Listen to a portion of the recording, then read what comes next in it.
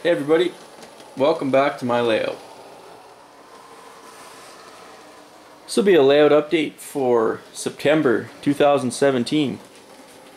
We'll just get right into it. First thing we're going to look at here, obviously I painted this reverse loop white.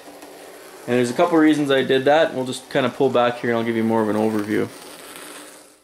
So I've talked about it before, but the basically where you could see these posts sticking up on the reverse loop, the entire CN side is going to sit on here and go right back to this backdrop here. So this will all be hidden underneath, pretty much all the way from here and the entire back side of it. The only part that will be not underneath the CN layout is on this side here. So with that, I thought, well, I have two options. I can leave it as it is, just unpainted cork, or while it's open right now, I can paint it white, and then hopefully maybe in the future, once it's all covered up and there's only about 8 inches clearance between here and here, you know, if something falls off or you have a derailment or whatever, it might be just that much easier to see things on the bottom level there. So I thought I might as well do it now while this part's still open. And I had a bunch of paint left over from when the house was built, just a bunch of generic like trim white. So I threw that in my spray gun and I just painted the whole thing. So it looks a lot more finished now, almost like a winter scene. If you look up, you know, go up to a car that's sitting there, it looks almost like snow on the tracks. So this is, I've had one of these for a long time. I got this from Lee Valley. It's just a mason jar, basically uses compressed air. This thing is awesome. Like you can put just about any paint in this and paint with it. So like I said, I had the free leftover paint and just had my compressor down here and painted this whole thing. Obviously I left the turnouts. I got them all working. All the tortoise machines are connected. I didn't want to mess with it or even risk getting paint in any of the moving parts. So I just left the Flextrack turnouts unpainted. I just put some masking tape over them.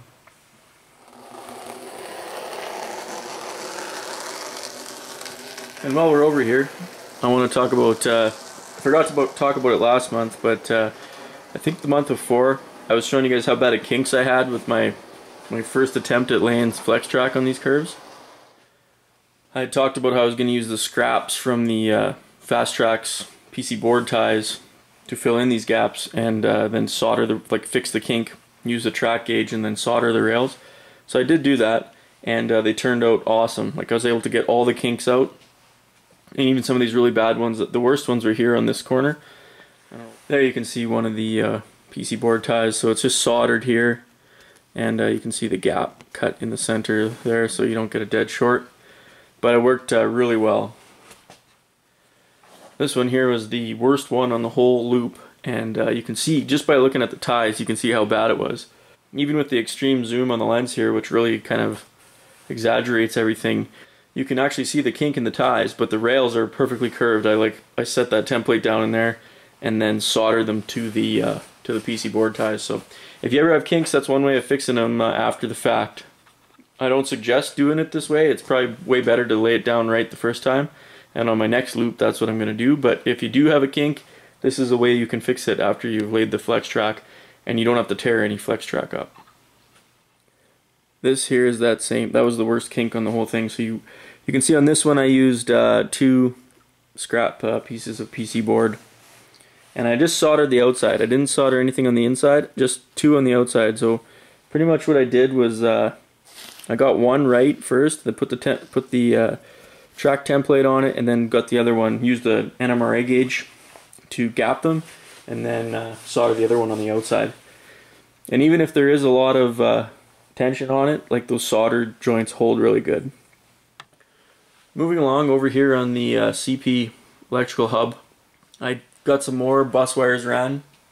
Added another, basically starting to do the track, the main line, so it's 3 buses headed out to the CP side there, and they're going to end up going into a terminal block at one point, and with the block detection and everything. Another thing I did was I added another 120 volt plug here that I'm going to plug a power bar into. Maybe tie a power bar up here so I can plug all this stuff into. Just more for convenience than anything. So continuing on over here on the CP side, last layout update I was talking about that control panel that I kind of mocked up. This control panel here, That's going to control all the turnouts going into the CP, that reverse loop that I just painted white. I forgot to show you the sketch. This is kind of what I was thinking.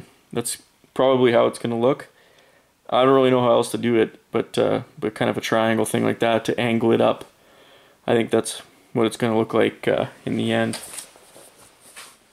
There's kind of a pulled back view. So this is the entrance, obviously, to the basement. You got all the lighting controls will be there for the entire CP layout, including to power up the whole CP side. DCC system will be up here. So when you come downstairs and you want to run the layout, you can just, it'll be one switch for the basement pot lights and one for the layout lighting, and then you just reach up, and this one up high is the DCC. Well, it's a 120 volt circuit with all the plugs, but all the DCC stuff will be plugged into that one circuit, so you can just turn it off and on. And then again, the control for that staging loop will be right here. So over here, even further down the line on the CP side, this is another big change I made. I think I did this a couple months ago, but I forgot to talk about it. But if you remember before, this circle here basically had 2x2 studs running all the way up to the roof. I ended up cutting them all off on this side. I didn't like the way it was turning out, and I'll show you why. So basically, you're standing right now. The camera's set up right how we kind of should look at Marantz curve, which is this scene right here. So what I had done was, I thought, and this is when you plan your layout with a strictly overhead view and you don't try to kind of mock these things up, I had put basically those studs ran up here like this, and I was going to wrap the photo backdrop like kind of onto that, so it would kind of curve around like this and then go to the back. Well, then I realized you can see where these studs would be, so the photo backdrop was going to come around and curve and go all the way around, and kind of this would sort of have a photo backdrop a little bit further.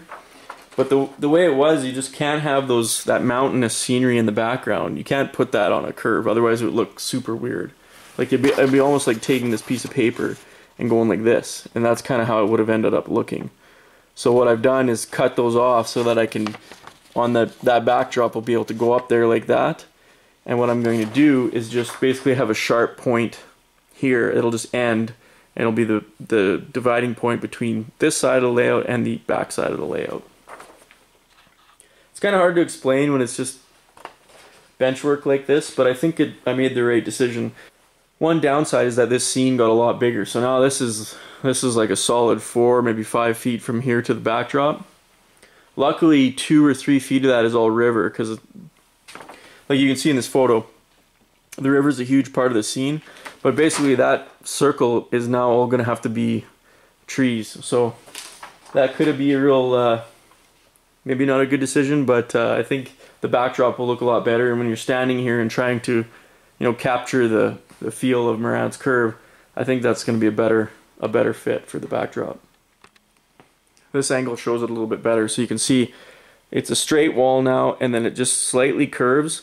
And what I'm going to do is get the drywaller to just bring the 2 half-inch sheets of drywall together here to make a sharp point, and then put a sharp like corner bead on it, so it's like a knife's edge splitting the 2 scenes. And then that way it kind of maximizes the use of the backdrop on this side, and then you get more, 3 or 4 more feet of scenery backdrop on this side as well. So this will kind of be the only spot where it's unrealistic, where the scene divides. We'll see how it turns out. I'm not sure. It might look a lot different once I put the drywall up. But like you'll be able to see the river kind of comes all the way along like this, and then it's going to curve just about like the real thing, and then I'm going to have to make it disappear behind some trees, and kind of, this is basically the whole divider between this half of the scene and the BAMF side of the scene. So the only other thing that's new down here, guys, moving on from Marantz curve, you can see I've got all the rubber sub roadbed is done for the whole CP side of the layout now. So that goes all the way around, and it's all finished and ready for cork. So I gotta go and buy a couple more cases of Cork Roadbed. Westbound from Marantz curve, coming around the backside here, and then continuing on, the layout turns back and goes and heads through Lake Louise there on that side. There's a pretty impressive track going on down here on the Thomas Wooden Railway portion of the layout. I have a suspicion he had some help from his Grammy when she was here a couple days ago. They're down here working on that. So that'll wrap up everything that's new down here over the past month, guys. If you can believe it, it was snowing here yesterday, so on one hand it's kind of depressing that summer is pretty much over and we missed fall and now we go straight to winter. On the bright side, that means more time to come down here and work on some stuff. So as always, thanks for watching. See you guys next time.